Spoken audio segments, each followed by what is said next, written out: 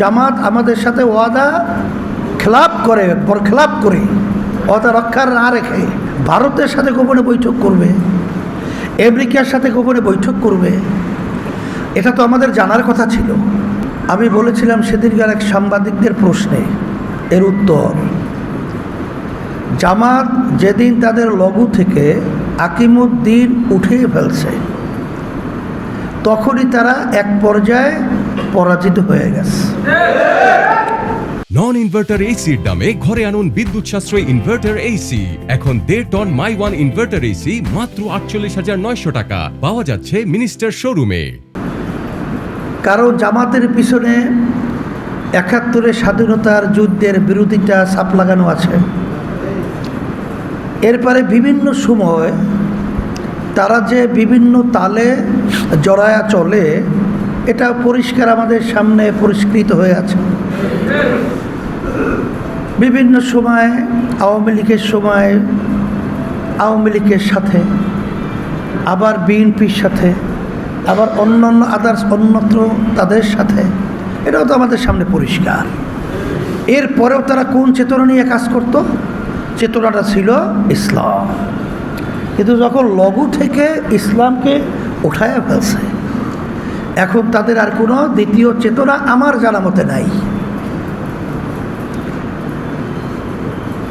অন্যান্য যে আদার ইসলামী দল রয়েছে, যারা তাদের সাথে সম্পৃক্ততা, তারাও এখন ইসলাম হিসাবে আর আমাদের সামনে পরিচয় দেওয়ার আর তাদের সেই নৈতিক আর কোনো ক্ষমতাটা নাই, হারায় ফেলছে।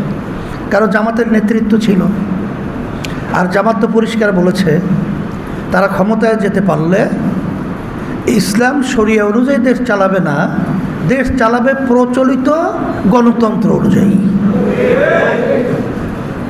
এখন তাদের সাথে যারা সম্পৃক্ত আছে তারাও তো তাদের সাথে এই একই সুরে, একই মতে, একই কায়দায় চলছে।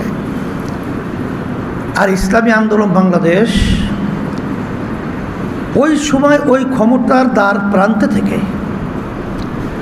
আমরা এসেছিলাম একমাত্র ইসলামকে রক্ষা করার জন্যই। আপনারা জানেন, দুনিয়ার কোনো হিসাবে ওই সময় ওই মুহূর্তে আমরা যদি ধরে নেন, আমরা এটার নাম দিয়েছিলাম সমঝোতা, কিন্তু জামাত আমাদের সাথে ওয়াদা খেলাপ করে, বরখেলাপ করে, ওয়াদা রক্ষার না রেখে তারা ওইটাকে এক পর্যায়ে নিয়ে গেছে জোটের প্রক্রিয়ায়। পরবর্তী তারা জোটের গাড়ির ড্রাইভিং সিটের ভিতরে বসে আমাদেরকে পরিচালনা করতে চেয়েছিল।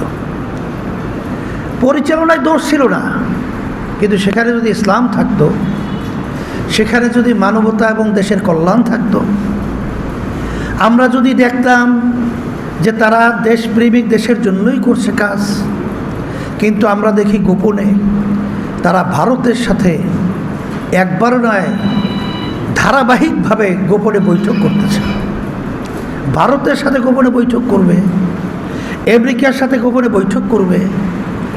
এটা তো আমাদের জানার কথা ছিল, কিন্তু আমাদেরকে না জানিয়ে তারা এই বৈঠকের মাধ্যমে তারা কি মেসেজ দিতে চায়, কি সিগন্যাল দিতে চায়, আবারও এই দেশকে ভারতের গোলামের জিঞ্জিরের ভিতরে আবদ্ধ করার একটা নীল নকশা তৈরি হয়েছে।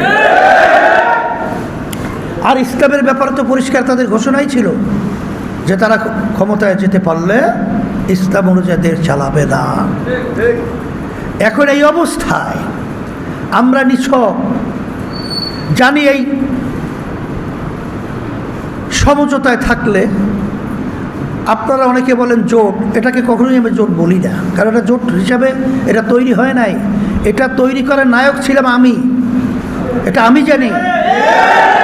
এরা তো রাস্তার মধ্যে আমাদের সাথে এসে ঢুকছিল, কিন্তু পরবর্তীতে আমাদের সমঝোতাকে ছিনতাই হয়ে এটা নেতৃত্বের আসনে বসে তারা আমাদেরকে ড্রাইভ করতে চেয়েছিল, পরিচালনা করতে চেয়েছিল। এক পর্যায়ে আমরা চিন্তা করলাম যে ইসলামী দল হিসেবে আমরা রাজনীতি করছি, ইসলামই যদি না থাকে তাহলে আমাদের রাজনীতির অর্থটা কী?